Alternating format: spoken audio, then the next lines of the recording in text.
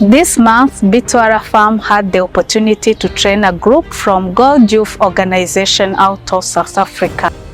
As an NGO, GoldYouth has worked with over 90,000 young people across Africa, empowering them with the opportunities and training needed to live a life of purpose and impact. We were able to train 18 people from Zimbabwe, Zambia, South Africa, Botswana, and Rwanda. Having been trained in Foundation for Farming practices and principles, these GoldYouth leaders will now have the opportunity to equip thousands of youth with conservation agriculture principles that can impact their lives and their communities. One thing that I've really looked forward to was coming to Rwanda to learn more about conservation farming. This was a good opportunity for us to really explore, to say what other methods and means of farming is there.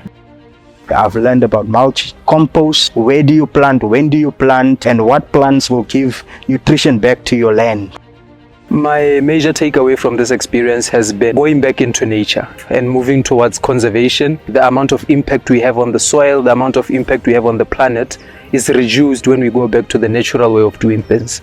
So more than anything, I've taken note of the fact that we really have to go back to our roots, which always had their own scientific means behind them. N'ubuhinzi bushingiye cyane ku bipimo. Ibipimo nibyo bya mbere kugira ngo uhinge, hanyuma unabashe kumenya umusaruro uzava ku butaka wahinze ugendeye kuri ya mibare yawe wakoze.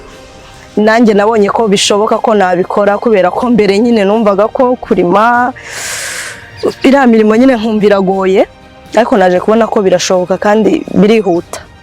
What I've learned is how do we farm in a way God would have loved us to farm, or from laying out of the farm how it should be done, working on standard, working on time, and putting all the best practices that does not disturb the soil.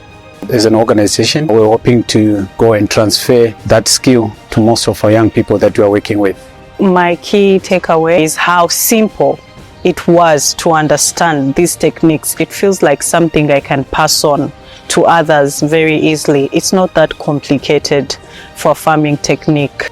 It's been a really wonderful experience, and I'm really enthusiastic in going back home and see how can I implement and how this can work for South Africans as a whole.